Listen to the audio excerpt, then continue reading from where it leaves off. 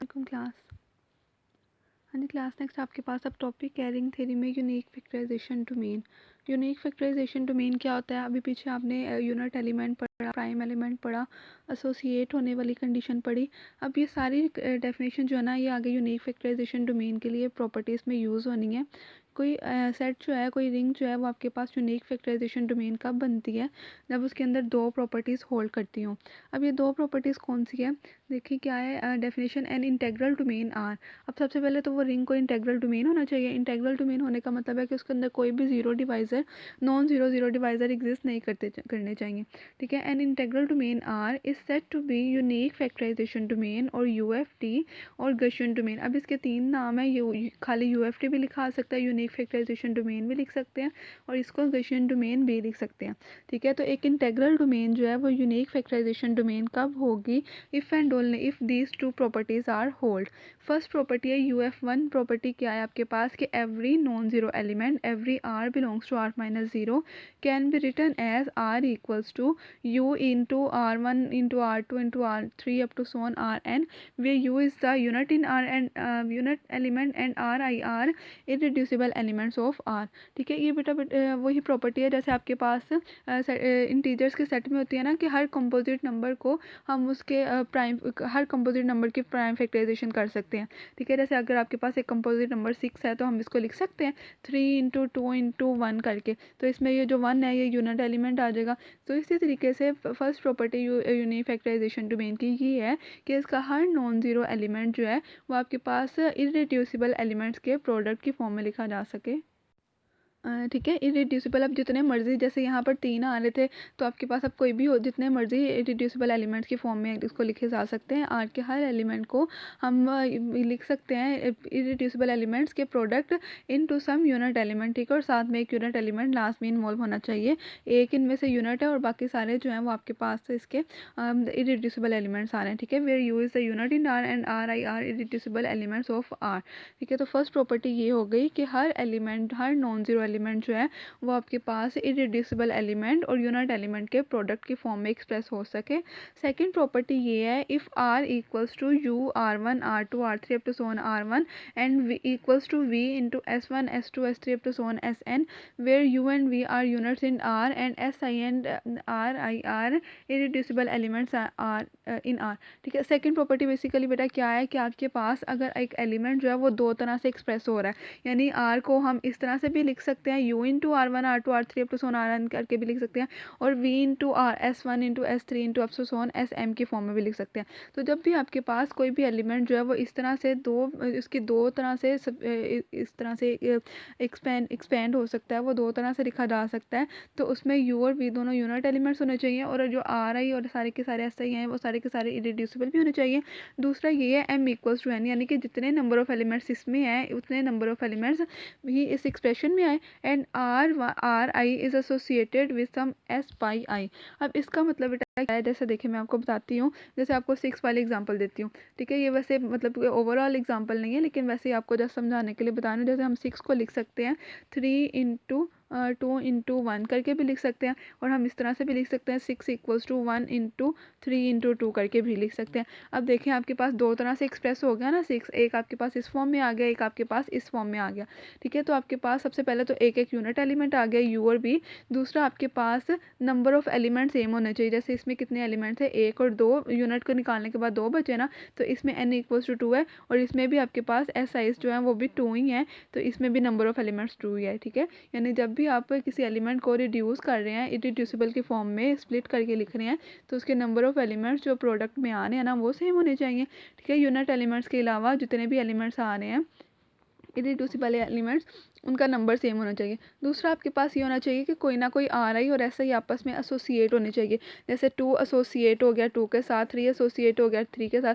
अब इसमें ज़रूरी नहीं है कि R1 एसोसिएट हो S1 के साथ, नहीं, R1 किसी भी SI के साथ एसोसिएट हो सकता है। ये पाई ऑफ आई का मतलब है कि परम्यूटेशन, यानी कि इसकी परम्यूटेशन इस प्लेसमेंट, इसमें जगह एलिमेंट्स चेंज भी हो सकते हैं, यानी कि R1 R3 के साथ भी एसोसिएट हो सकता है, R1 जो है वो R1 के साथ भी हो सकता है। तो इसमें ये ये डिपेंड करता है कि आपके पास किस ऑर्डर में किस तरह से लिखे हुए हैं, किस अरेंजमेंट में लिखे हुए हैं, ठीक है।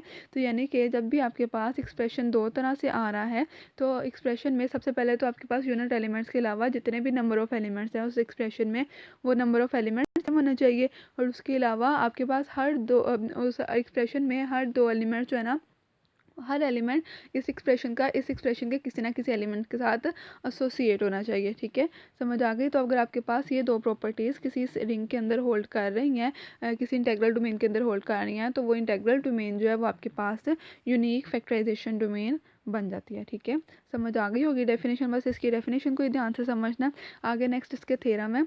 फर्स्ट इसका थ्योरम है, in a unique factorization domain every irreducible element is prime.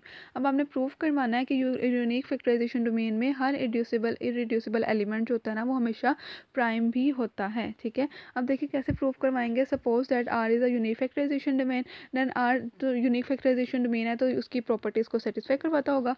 We want to show that every irreducible element is prime, let P be in irreducible element, ठीक है। अब कोई भी एक इरेड्यूसिबल एलिमेंट ले लेते हैं उस इंटेग्रल डोमेन उस यूएफटी का। तो अब हमने प्रूव करवाना है कि ये इरेड्यूसिबल एलिमेंट जो है ना ये प्राइम भी होगा। अब देखिए फर्स्ट में इरेड्यूसिबल है तो आपके पास नॉन ज़ीरो होगा और नॉन यूनिट भी होगा, क्योंकि आपने पढ़ी हुई है इरेड्यूसिबल एलिमेंट की डेफिनेशन के अकॉर्डिंग उसकी प्रॉपर्टी कि इरेड्यूसिबल एलिमेंट जो है वो हमेशा नॉन ज़ीरो और नॉन यूनिट नंबर्स होते हैं, ठीक है। तो पी जो है वो नॉन ज़ीरो और नॉन यूनिट आ गया। उसके अलावा अब प्राइम शो करने के लिए आपने ये शो करवाना पड़ेगा कि अगर पी जो है वो दो एलिमेंट्स के प्रोडक्ट को डिफाइन कर रहा होता है तो वो कोई उनमें से किसी ना किसी एक को लास्ट में डिफाइन करना चाहिए, ठीक है। तो अब हम क्या कर लेंगे, लेट कर लेते हैं। Suppose A B belongs to R such that P divides A B. अब ये कंडीशन हमने कंसीडर की, यहाँ से अब हमने इसको यूज़ करते हुए प्रूव करवाना है कि पी डिवाइड्स ए और पी डिवाइड्स बी। अब कैसे प्रूव करेंगे, सबसे पहले तो इसको डिविजिबिलिटी में लिख लेंगे, A B equals to P S for some S belongs to R, ठीक है। अब देखिए आपके पास इस तरह से आ गया, ए बी इक्वल आ गया पी एस की फॉर्म में। अब आर क्योंकि यूनिक फैक्टराइजेशन डोमेन है तो यूनिक फैक्टराइजेशन डोमेन की तो प्रॉपर्टी होती है ना कि इसका हर एलिमेंट जो है वो आपके पास इरेड्यूसिबल एलिमेंट्स के प्रोडक्ट की फॉर्म में लिखा जा सकता है, ठीक है। Since R is factorization domain therefore A B S belongs to R. अब इसके तीनों एलिमेंट्स ए बी और एस जो हैं वो हम किस तरह से लिख सकते हैं, ए को भी some U into A one A two up to so on A M करके लिख सकते हैं, बी को भी V into B one B two up to so on B N करके लिख सकते हैं, where U is unit, V is unit, A I's are irreducible elements, B J are irreducible elements in R, ठीक हो गया। उसके अलावा उसी तरीके से एस को भी एक्सप्रेस कर लिया, ठीक है, उसी तरीके से फॉर्म में, क्योंकि आपके पास यूनिक फैक्टराइजेशन डोमेन थी तो उसकी प्रॉपर्टी के अकॉर्डिंग इसको हमने रिड्यूस करके लिख लिया एलिमेंट्स को, ठीक है। अब ये सारी एक्सप्रेशन जो है ना जब आप इक्वेशन नंबर 1 में पुट करेंगे, आपने यहाँ पर ए की जगह भी इसके प्रोडक्ट की फॉर्म पुट कर दी, बी की जगह भी इसके प्रोडक्ट की फॉर्म पुट कर दी और पी इंटू एस की जगह भी फॉर्म पुट कर दी सारी, ठीक है। फिर उसके बाद अब आपके पास कम्यूटेटिव लॉ होल्ड करता है तो इसको पी इंटू डब्ल्यू को लिख लेंगे डब्ल्यू इंटू एस, और यहाँ पर भी वी यू इंटू वी को कंबाइन करके लिख लेंगे, क्योंकि यू और वी डब्ल्यू दोनों यूनिट एलिमेंट हैं, तीनों यूनिट एलिमेंट्स हैं तो इनको फ्रंट में लिख लेते हैं हम, ठीक है। अच्छा अब देखिए आपके पास है ये दो, एक एक्सप्रेशन ये हुआ, दूसरा एक्सप्रेशन ये हुआ, इनके दरमियान आ गई इक्वलिटी, ठीक है। अब आपने पीछे यूएफटी की सेकंड प्रॉपर्टी में पढ़ा था ना इक्वलिटी की प्रॉपर्टी के अकॉर्डिंग कि जब भी आपके पास दो एक्सप्रेशन इक्वल आ जाते हैं तो आपके पास यूनिट एलिमेंट के अलावा जितने भी नंबर ऑफ एलिमेंट्स हैं वो सेम होते हैं और हर कोई ना कोई के साथ एसोसिएट कर रहा होता है, ठीक है। इसका मतलब इस एक्सप्रेशन का हर एलिमेंट जो है वो इस एक्सप्रेशन के किसी ना किसी एलिमेंट के साथ एसोसिएट कर रहा होगा। अब पी जो है वो भी तो आपके पास इसी एलिमेंट में आ रहा है ना, इस एक्सप्रेशन में आ रहा है, तो इसका मतलब पी जो है वो भी किसी ना किसी ए आई के साथ एसोसिएट होगा या तो किसी ना किसी बी जे के साथ एसोसिएट होगा। फॉर सम आई और जे कुछ भी हो सकते हैं, ए वन के साथ भी हो सकता है, ए टू के साथ भी, जैसे B one B two B three up to so on किसी भी बी के साथ हो सकता है। तो इसी तरीके से आपके पास यू एफ टी की सेकेंड प्रॉपर्टी के अकॉर्डिंग ये आ गया कि पी जो है वो एसोसिएट कर गया ए आई के साथ और P associate with B J. तो अब एसोसिएट की कंडीशन को हम डिविजिबिलिटी में भी तो लिख सकते हैं ना, इसका मतलब पी जो है वो ए आई को डिवाइड करने लग गया या तो पी जो है वो बी जे को डिवाइड करने लग गया, ठीक है। अब ए आई को डिवाइड कर रहा है तो आपके पास अगर प्रोडक्ट में किसी एक एलिमेंट को डिवाइड कर सकता है तो उसके स्केलर मल्टीपल्स को भी डिवाइड करता है, ठीक है। यानी कि पी जो है वो अगर आपके पास इस ए वन ए इनमें से किसी भी एक ए आई को डिवाइड कर गया ना तो इसका मतलब ये पूरे की पूरे एक्सप्रेशन को यानी कि ए को डिवाइड कर जाएगा, ठीक है। तो यहाँ पर क्या आ जाएगा, पी डिवाइड्स ए आई का मतलब पी डिवाइड्स ए और पी डिवाइड्स बी। तो यही आपके पास प्राइम एलिमेंट की डेफिनेशन होती है जो कि हमने प्रूव करवाना था, तो प्रूव हो गया कि पी जो है वो आपके पास एक प्राइम एलिमेंट है, ठीक है। अब बेटा रिंग थ्योरी का जो है ना वो हम थोड़ा थोड़ा ही आगे पढ़ते हैं क्योंकि इसके थ्योरम थोड़े लेंथी भी हैं और मिक्स होने वाले भी हैं, और उसके अलावा आपका कोर्स भी जो है ना वो तकरीबन हाफ कोर्स कंप्लीट हो गया है, तो इसलिए अब हमने अपनी स्पीड जो है ना वो हम स्लो रखेंगे और आपको थोड़ा थोड़ा ही मैं पढ़वाऊँगी डेली का, ठीक है। अल्लाह हाफिज़।